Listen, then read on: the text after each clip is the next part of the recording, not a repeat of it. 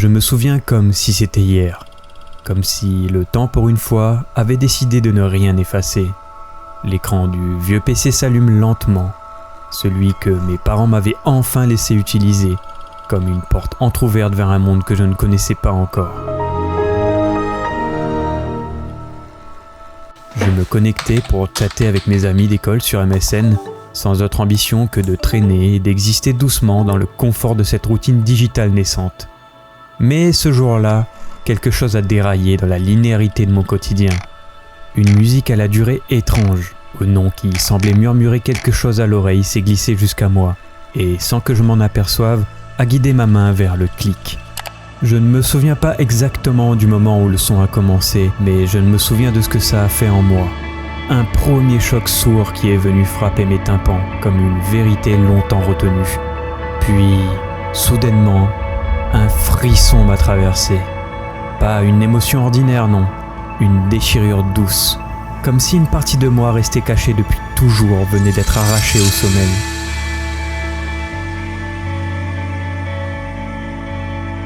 C'était à ce moment précis, presque sacré, que je savais déjà que dans 15 ans, cette musique me rendra nostalgique et me fera frissonner. C'est également ce moment-là, je crois, qui a planté en moi la graine d'une soif insatiable. La musique devenait drogue et salut, un besoin vital. Il me fallait découvrir d'autres sons, d'autres langages, des morceaux cachés dans des coins sombres d'Internet, des harmonies venues de contrées que personne n'avait encore foulées. Je voulais marcher dans des prairies sonores encore vierges, sentir l'herbe fraîche des arpèges rares sous mes pieds, boire à la soupe de l'inédit, toucher l'indicible avec l'oreille tendue et le cœur ouvert. Ce jour-là, j'ai compris que la musique n'était pas qu'un divertissement, c'était un lieu, un corps. Et moi, j'y ai laissé une partie de moi, pour toujours.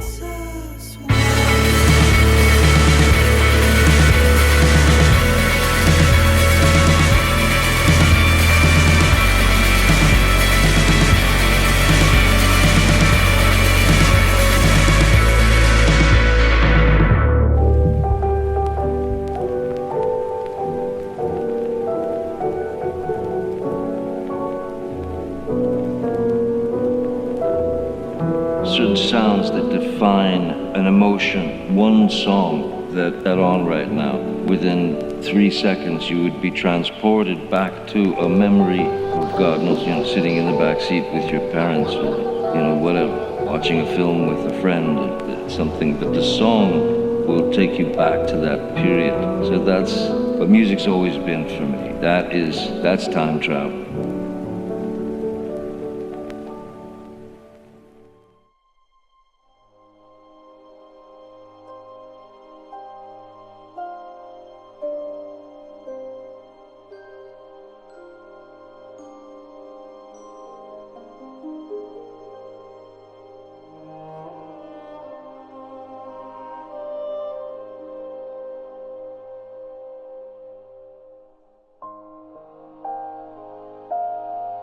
Certains ne le comprendront pas, mais pour les quelques-uns que je viens de toucher avec ces premières notes, vous savez déjà. Vous entendez cette mélodie et vous sentez votre cœur se serrer un peu.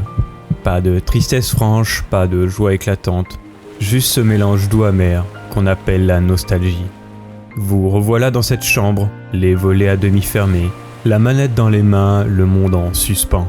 C'était l'époque où on ne savait pas encore ce que c'était de devenir adulte, où l'on vivait chaque instant sans le mesurer, sans comprendre que ces moments ordinaires allaient devenir sacrés. Et aujourd'hui, la musique revient comme une onde venue du passé, et vous rappelle tout ce que vous avez été, tout ce que vous avez perdu, tout ce que vous portez encore en vous. L'insouciance s'est effacée, remplacée par les responsabilités, les doutes, les échanges, les rendez-vous. Mais la musique, elle, n'a pas changé. Elle restait la même, comme un sanctuaire figé dans le temps, où rien ne vieillit, où tout vous attend. La musique a ce pouvoir étrange, presque sacré, celui de traverser le temps sans jamais emporter les cicatrices. Elle capte nos émotions fugitives, les suspend, et conserve intacte l'essence d'un instant qui, autrement, se serait effacé. À partir du moment où une musique s'élève, elle ne nous appartient plus vraiment. Elle se détache de son créateur, s'égare doucement dans le monde, et chacun à sa manière vient y greffer ses souvenirs. Chaque morceau porte en lui une histoire qu'on réécrit sans cesse. On y superpose nos douleurs, nos espoirs, nos absences.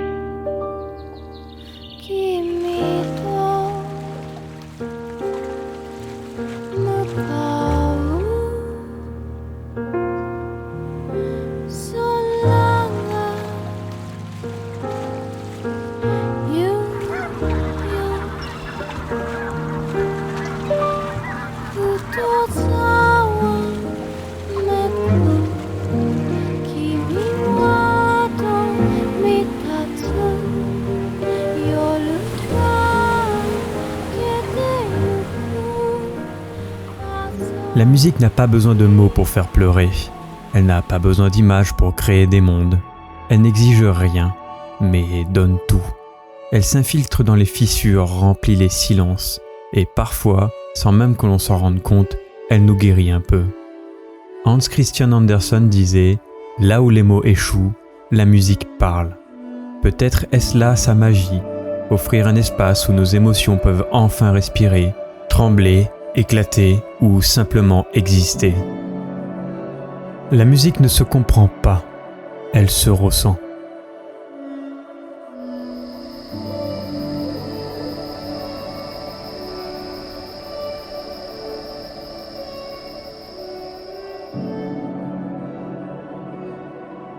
Je crois que pour moi, c'est de là que tout est né, de cette relation muette et profonde que j'entretiens avec la musique, de ce lien invisible qui me traverse depuis l'enfance et qui, sans que je le sache, a planté en moi la graine d'un autre amour, celui de l'image.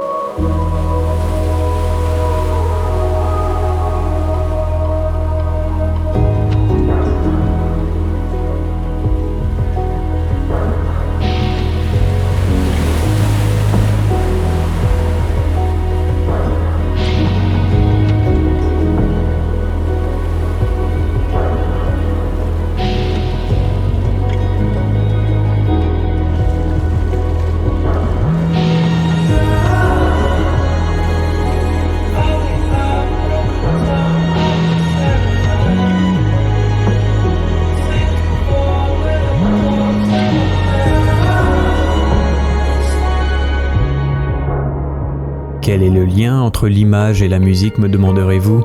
Personnellement, je l'ignore. Mais j'ai toujours aimé chercher la bonne musique. Celle qui va faire battre le cœur d'un plan. Celle qui ne dit rien, mais qui vous fait tout ressentir. Passer des heures à fouiller, écouter, réécouter.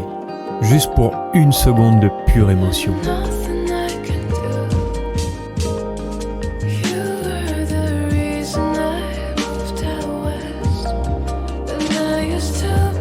Pour ce moment où enfin tout s'aligne, l'image, la musique et ce nœud dans la gorge. Pour moi, la vidéo est l'un des langages les plus puissants que l'on ait inventé, parce qu'on unit deux mondes, l'image et la musique. C'est un art hybride, sauvage, émotionnellement explosif.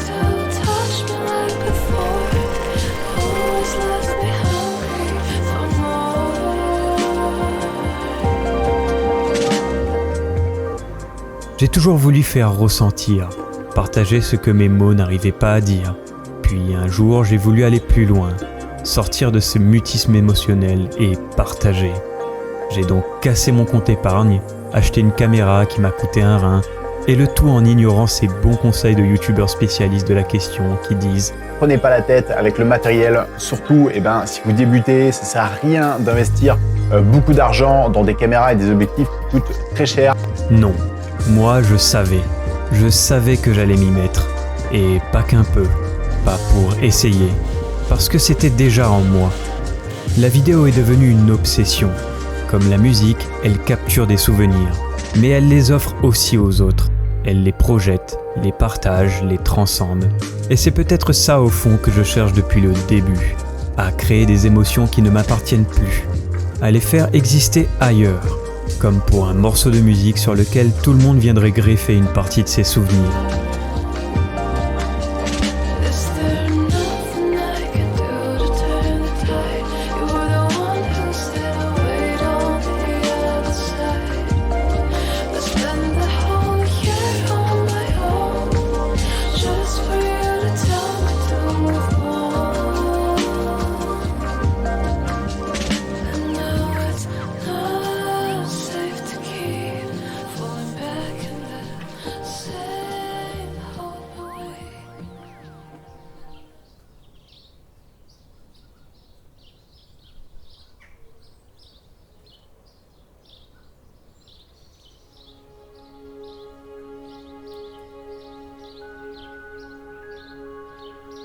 La vidéo comme la musique me permet de retenir ce qui m'échappe, de garder une trace de l'éphémère. Mais pourquoi ? Malgré tout ce que je crée, tout ce que j'assemble avec soin, je ressens un manque, un vide. Alors je lève les yeux et je regarde le ciel nocturne. Quand les bruits se taisent, quand le monde ralentit, je regarde les étoiles. Tout à coup, ce que je fais me semble dérisoire. Il y a dans l'immensité quelque chose d'écrasant. Je me perds dans cette toile noire constellée de lumière et 1000 questions me traversent. Pourquoi ressent-on autant ? Pourquoi ce besoin de créer, de montrer, de partager ? Pourquoi tous ces efforts si in fine, tout ce qui subsistera de moi après ma mort disparaîtra dans les méandres du temps ? Albert Camus disait que c'est précisément parce que la vie n'a aucun sens qu'elle vaut la peine d'être vécue. Dans cette vision, c'est l'absurdité de l'existence même qui nous pousse à créer du sens. Peut-être que face à l'univers, notre seule arme, c'est la sensibilité. Notre seule réponse, c'est l'émotion. Créer alors devient un acte d'ancrage, un moyen de dire « je suis vivant ». Et si mes vidéos, mes musiques, mes fragments d'âme parviennent à toucher ne serait-ce qu'une personne, alors peut-être tout cela aura un sens.